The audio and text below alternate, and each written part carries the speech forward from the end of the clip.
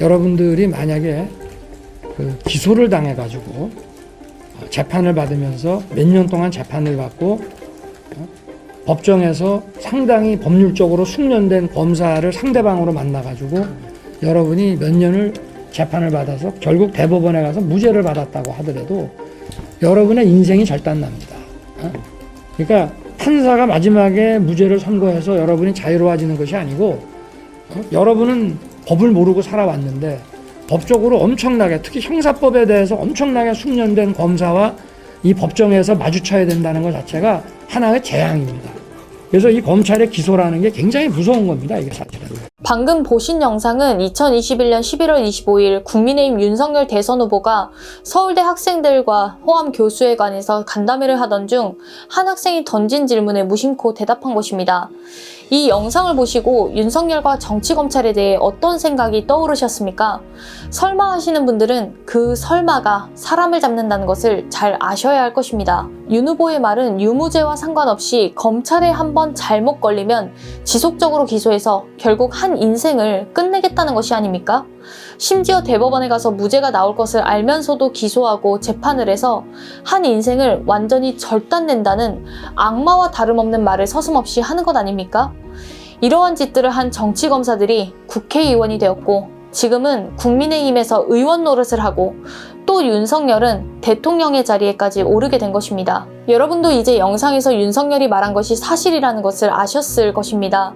그럼 이재명 의원이 불법을 저질렀다면 지금 어떻게 되었을까요? 이렇게 집요하고 악랄한 정치검찰이 왜 몇 년이 지난 이 시점에도 혐의를 밝히지 못했을까요? 바로 죄가 없기에 아무것도 밝히지 못하고 있는 것입니다.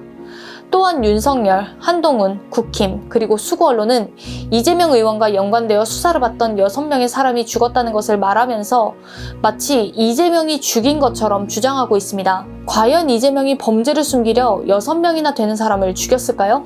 아님 이재명을 죽이려고 작심한 정치검사들이 작정하고 자신들의 말을 듣지 않는 6명의 인생을 절단내고자 한 것에 저항하여 스스로 목숨을 끊은 것일까요? 저는 그 6명이 누구인지도 잘 모릅니다. 그러나 그 6명이 악마와 거래하지 않고 진실을 지키고자 했다는 것은 충분히 짐작하고도 남습니다. 제가 이에 관련하여 영상을 통해 수차례 말씀드렸지만 정치검찰에 걸리면 그 사람은 3가지 선택을 해야 합니다. 첫째, 정치검찰에 협조하고 시키는 대로 하여 목숨을 구걸한다. 둘째, 세상과 단절하고 혼자 살기를 각오한다. 마지막으로 자신의 가족과 지인에게 피해가 안 가도록 자신의 삶을 포기하는 것입니다. 여러분, 이것이 정치검찰의 본 모습입니다. 그리고 그것에 대해 직접 검찰총장이었던 윤석열이 얼떨결에 검사의 자부심을 말한 것입니다. 이러한 검찰에 대해 우리는 두려워할 것이 아니라 이제는 검찰개혁에 대해 강력히 정치권에 요구해야 할 것입니다. 자유민주주의와 법치국가라는 가치를 지키기 위해서 반드시 검찰개혁은 이루어져야 할 것입니다.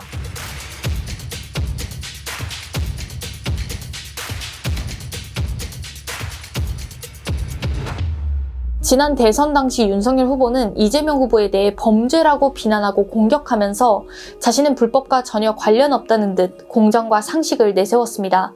그러나 작금에 이르러 오히려 윤 대통령이야말로 악의 축임이 명백히 드러나고 있습니다. 즉, 검사 시절부터 자신의 출세와 경제적 이득을 취하고자 직권을 남용하고 법기술을 자행해 사건을 조작 날조 및 무마시킴으로써 자신과 친밀한 법조계 선후배나 정관계의 부정부패를 막아주며 이익 카르텔을 형성해온 것입니다. 이에 대한 문제제기 차원에서 윤 대통령이 검사 시절 자행한 각종 비리에 대해서 살펴보고자 합니다. 2011년 최악의 금융사태로 불리는 부산저축은행 사태가 발생했습니다. 당시 부산저축은행은 약 9조 2천억 원에 달하는 고객들의 예금을 가지고 기업과 개인을 상대로 무분별하게 부동산 관련 대출을 해주다 부동산 경기 침체와 부동산 대출 건전성 악화로 급격히 부실화되었습니다. 그러다 부산저축은행에서 뱅크런 사태가 벌어지며 현금이 부족해졌고 수많은 서민은 한 푼 한 푼 모았던 돈을 제대로 돌려받지 못해 생계에 심각한 타격을 입었습니다. 급기야 극단적 선택을 감행하기도 했습니다. 이를 두고 대검찰청 중앙수사부 2과장이었던 윤석열은 부산저축은행 사건 주임검사를 맡아 수사에 나섰고 최대 규모의 수사 인력이 투입됐습니다. 이때 부산저축은행 돈이 들어간 120여 개의 부동산 사업 시행사를 수사하며 대출을 알선해준 브로커나 시행사 대표 등 부산저축은행 비리 관련자 117명을 기소했습니다. 그러나 부산저축은행에서 경기도 성남시 분당구 대장동 민간개발업자에게 불법 대출해준 것은 수사에 포함시키지 않았습니다. 구체적으로 대장동 개발 첫 시행사였던 C7 대표 이강길은 PF 대출을 알아보던 중 동업관계였던 정영학 회계사로부터 부산저축은행 박연호 회장의 인척인 조우영을 소개받았습니다.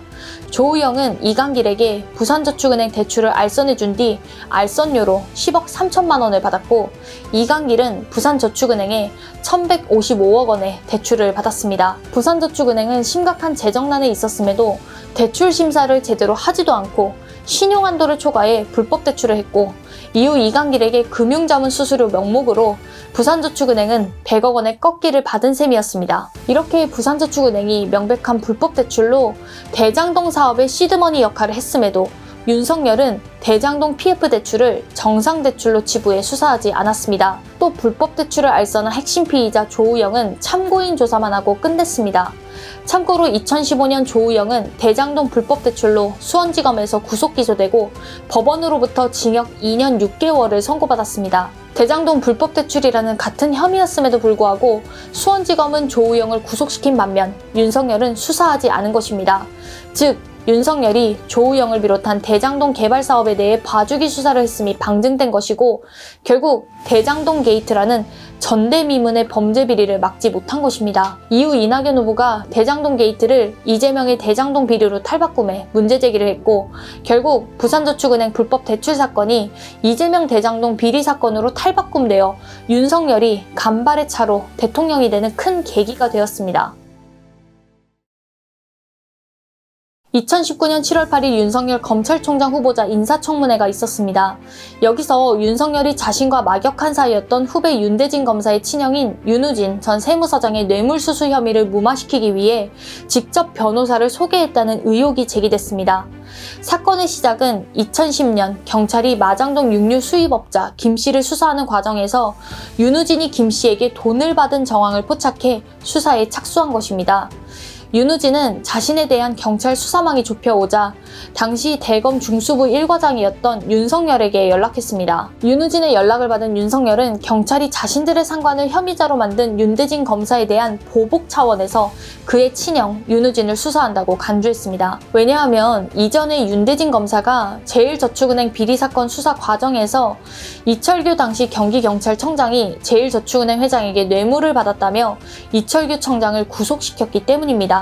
즉 윤석열은 윤우진이 경찰의 보복수사, 표적수사에 걸렸다 판단하여 그를 돕기로 한 것입니다. 그러나 현직 검사 신분으로 사건에 직접 관여할 수 없었기 때문에 윤석열은 대검 중수부 연구관을 지내다 변호사로 활동하던 이남석 변호사를 윤우진에게 소개해줬습니다. 이는 재판이나 수사 업무에 종사하는 공무원은 직무상 관련이 있는 법률 사건을 특정한 변호사에게 소개, 알선해선 안 된다라고 규정한 변호사법에 어긋나는 것이었습니다. 인사청문회 의원들은 윤석열이 변호사법을 위반한 것이 아닌지 계속해서 질의를 던졌지만 윤석열은 변호사를 소개한 적 없다고 잡아댔습니다. 그러다 인사청문회 마무리 때 2012년 12월 윤석열과 뉴스타파 취재진 간의 통화 녹취록이 공개되며 윤석열이 윤우진에게 이남석을 알선한 것이 사실로 밝혀졌고 윤석열이 거짓말했다는 것이 드러났습니다. 그럼에도 윤석열은 이남석이 윤우진 사건에 수임되어 변호 활동을 하지 않았기에 문제가 없다는 취지로 답변했습니다.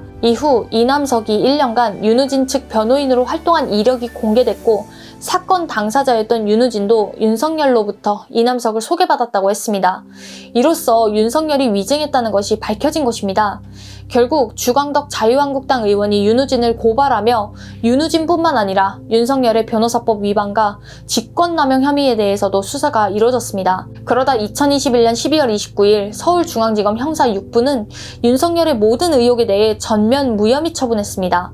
이미 검찰의 재수사가 진행됐을 당시 관련 혐의에 대한 공소시효가 모두 지났기에 공소권이 없다고 한 것입니다. 반면 윤우진을 수사하던 서울중앙지검 형사 13부는 뇌물수수 혐의로 윤우진을 추가 기소했고 이후 2023년 10월 25일 윤우진은 징역 10개월과 추징금 3,219만 원이 부과됐으나 법정 구속은 되지 않았습니다. 지금 제가 말씀드린 것만으로도 이미 윤석열 검사에 대한 수사가 이루어지고 벌을 받았어야 했지만 검찰은 범죄를 밝히기보단 제 식구 감싸기에 여념이 없었습니다. 이러한 과정을 거치면서 윤석열 검사는 점차 공정과 정의에 대한 왜곡된 지식을 습득하였을 것입니다. 내가 수사하고 기소한 것만이 공정한 것이고 내가 관여한 수사와 기소가 정의라는 편향된 개념을 정립하게 된 것입니다. 윤석열 검사와 관련된 여러 비리에 대해서 다음 편에서 이어가도록 하겠습니다.